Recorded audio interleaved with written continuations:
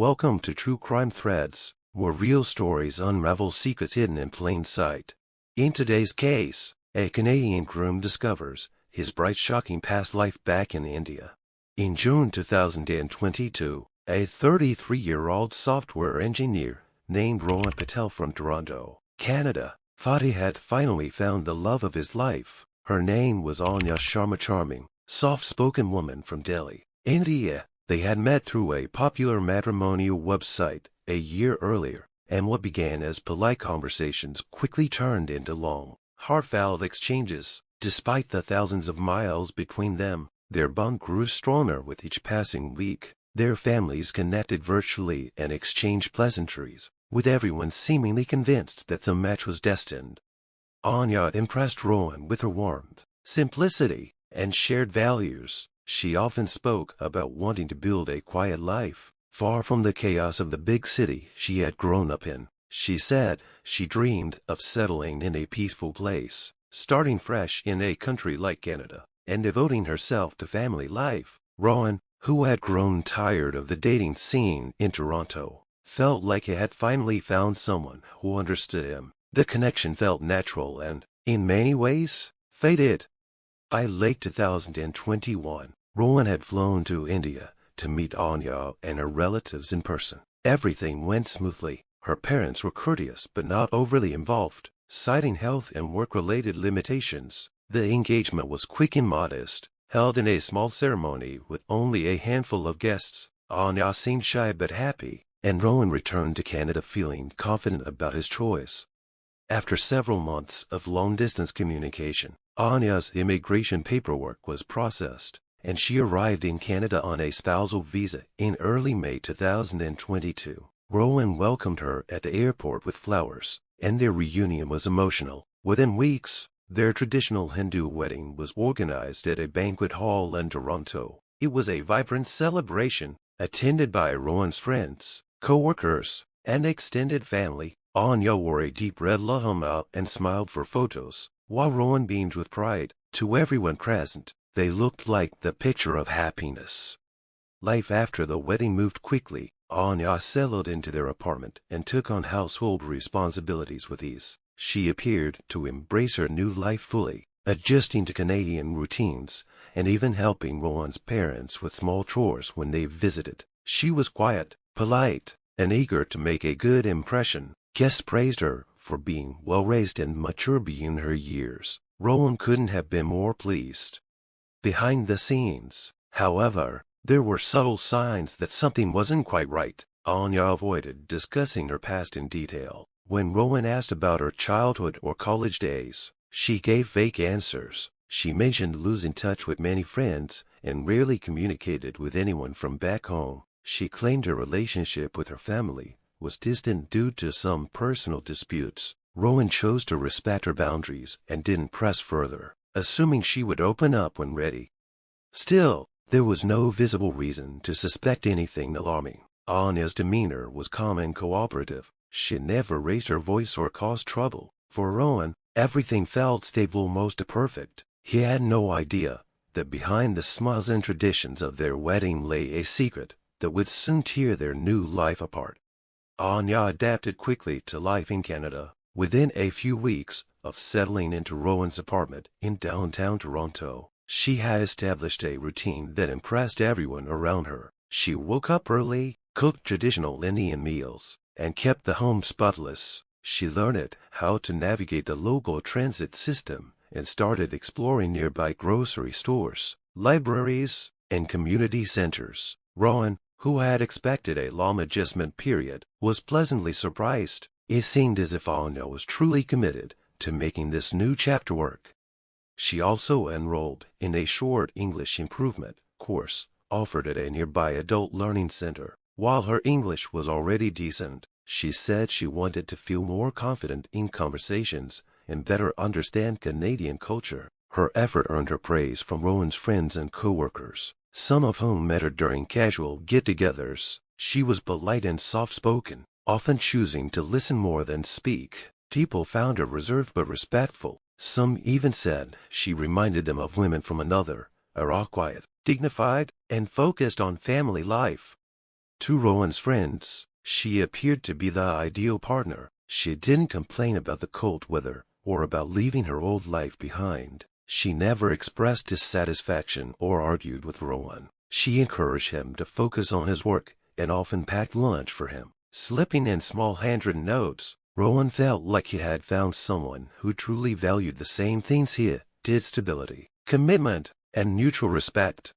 Anya even began attending local cultural events with other Indian immigrants. She helped out during community pujas, volunteered at a weekend food drive, and spoke kindly about her new experiences. She said she was grateful for the second chance life had given her and wanted to make the most of it. On the surface, there was nothing to doubt. She seemed emotionally mature, humble, and fully invested in her role as a wife.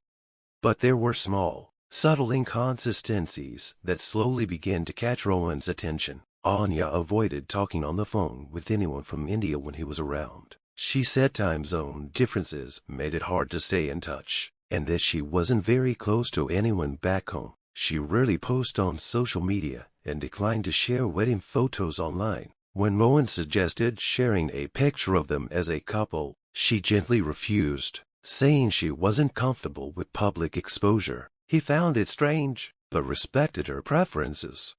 She claimed to be estranged from her parents, saying they had issues with her choices in life. When Rowan tried to learn more, she steered the conversation away or gave incomplete answers. There were no photos of her family in their apartment, and no packages ever arrived from India, and even a congratulatory card after the wedding. Still, her behavior at home remained consistent and caring. Rowan chalked it up to cultural differences or a painful past she wasn't ready to share. Although these signs puzzled him, he never imagined they were warnings of something more serious. Anya's actions didn't suggest anything criminal or dishonestly that she was private. Perhaps overtly so. Rowan had no way of knowing that the calm exterior she presented was carefully constructed, hiding a history he had never been allowed to see.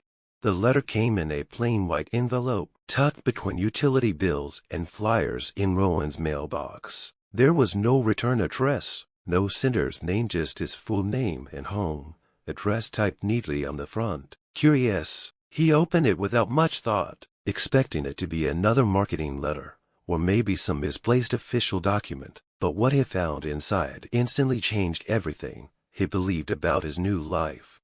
Inside the envelope were several photocopies. The top page was a marriage certificate issued in New Delhi, dated 2018. It listed Anya Sharma as the bride, but the groom's name was not his. It was Vikram Mehra. The names, the birth dates, even the photograph attached all unmistakably matched the woman he had married just months ago. Beneath the certificate were grainy but clear screenshots from an Indian social media site. They showed Anya and the man named Vikram at what appeared to be another wedding. She wore a different lehenga, posed with garlands around her neck. Smiling at the camera, Rowan's hands began to tremble.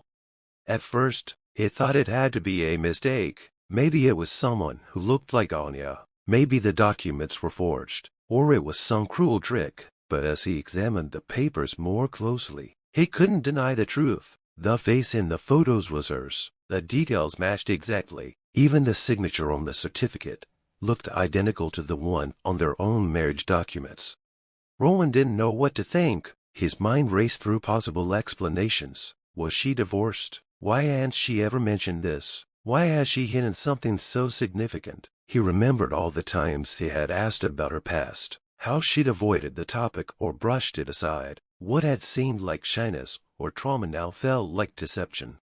He kept the letter to himself for a few days, unsure of what to do. He tried to observe Anya more carefully, hoping for signs or slips that could confirm what he now suspected. But her routine stayed the same. She smiled, cooked, cleaned, and spoke to him gently. She acted like the perfect wife. There was no change in her behavior, no guilt, no nervousness, nothing to suggest she was hiding anything so serious. Unable to hold back any longer, Rowan began to search online for information about Vikram Mehra. He scoured Indian forums, public marriage registries, and even social media platforms he hadn't used in years. He found fragments of comments, pictures, and mentions They painted a vague picture of a couple who had once lived together in Noida. But after 2020, everything about Vikram suddenly disappeared. With every new detail, Rowan's confusion deepened. He didn't know if he was dealing with a case of hidden divorce, identity fraud, or something far more disturbing. What disturbed him most wasn't just that Anya had been married before. It was that she had kept it entirely secret. Not a single word, not even a hint. And now, with the arrival of this anonymous envelope, someone clearly wanted him to know. The only question was who now, and who had sent it. Rowan contacted a private investigator in Delhi. He didn't know who else to trust or how to navigate legal systems in another country. The investigator had experience handling cross-border personal background checks and agreed to look into Anya Sharma's history. Rowan sent him copies of the documents he had received anonymously, along with Anya's known details, including her birth date, hometown, and the address she had once mentioned in passing. The investigator promised to deliver a full report within 10 days. Rowan waited in quiet anxiety, carrying on with his daily life as if nothing had changed, all while his mind replayed possibilities over and over again. When the report finally arrived, it confirmed everything Rowan had feared and more. Anya Sharma had indeed married Vikram Mehra in 2018. They had lived as husband and wife in Noida, in a rented apartment registered under Vikram's name. Neighbors remembered them as a quiet couple who mostly kept to themselves. There were no children. The relationship, according to local sources, appeared normal until late 2020. Then, without warning, Vikram disappeared. His phone was unreachable. His office filed a missing person report after he failed to show up for work. Days later, his family reported him missing to the local police.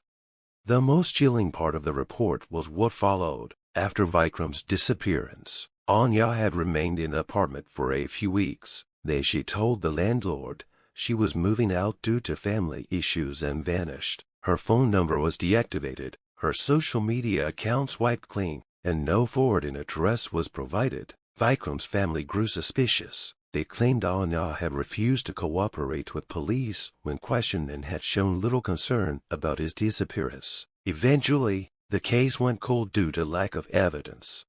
Even more shocking was what the investigator discovered next. Anya had applied for a new passport in early 2021 using a different address and declared herself single. This application had passed through without much scrutiny, likely due to systemic loopholes. With her new documents, she had started over new identity, new location, and eventually, a new husband, Rowan. The investigator also uncovered that her name had surfaced briefly in an internal police memo. During the Vikram Mehra investigation, she was listed as a person of interest, not a suspect, due to inconsistencies in her statements and her sudden disappearance. However, no charges were ever filed against her, and the case had faded from public attention. Rowan was stunned. It wasn't just the lie about her previous marriage that disturbed him, it was the timing, the secrecy, the complete erasure of her past. What troubled him even more was that Vikram had never been found. No body, no sign, no explanation, just gone. And now Anya was living under a new identity in a new country, acting as if none of it had ever happened. It became clear to Rowan that this wasn't simply a matter of dishonesty. He could no longer dismiss it as a painful chapter she had chosen not to revisit. The layers of deception were too calculated, too deliberate. He realized he might not just be the victim of a lie, but possibly entangled in something far more dangerous than he could have ever imagined. Rowan took the evidence to Canadian immigration authorities. He arrived at their office with a thick file of documents, including the anonymous letter, the investigator's report, and copies of the Indian marriage certificate. He wasn't sure what the officials could do, but he needed someone to take the matter seriously. The officers who met with him promised to escalate the case to the Fraud and Enforcement Unit. An internal review was opened quietly, without alerting Anya. Rowan was advised not to confront her directly until the legal process had begun. He agreed, though each day under the same roof became harder to endure.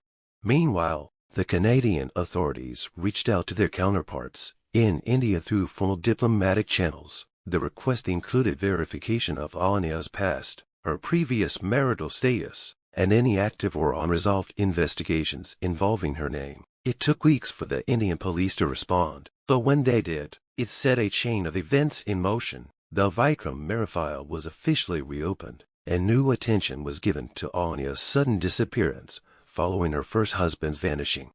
Back in Toronto, Anya continued with her normal life. Unaware that her past was being pieced together thousands of miles away, she submitted an application for permanent residency, attaching personal statements about her marriage to Rowan and her desire to build a life in Canada. Her application triggered additional background checks, and her name came up flagged due to the recent diplomatic communications. Before Canadian authorities could interview her, Anya suddenly left their apartment without telling Rowan. She had taken some clothes and essentials and vanished overnight. Rowan returned home from work to find her side of the closet half empty. Her phone had been turned off, and none of her friends in the community had seen or heard from her. It was clear she had fled. She was found 4 days later at a motel just outside Niagara Falls, less than a kilometer from the U.S. border. Authorities learned she had been attempting to use a falsified identity card to cross into America. Her plan had been to disappear again, likely using underground networks to travel under a new name. She was detained by Canadian law enforcement and questioned at length. During the interrogation, she denied all allegations, claiming she was being framed and that the marriage certificate from India was forged. Despite her denials, the compiled evidence was overwhelming. Her visa was revoked, and she was deported to India for further investigation. Upon arrival in Delhi, she was immediately detained by local police and questioned regarding the disappearance of Vikram Mehra. Investigators searched her digital history and found messages from 2020 that contradicted her previous statements. Though no body had ever been recovered, the circumstantial evidence pointed to her involvement or, at the very least, her knowledge of what happened. Rowan filed for annulment and withdrew completely from the public eye. He refused interviews, ignored media interest, and began rebuilding his life in private. What had begun as a joyful new chapter ended as an international investigation, with unanswered questions still lingering. A story that started with a wedding ended with a mystery, leaving behind only a trail of lies and a marriage built on silence.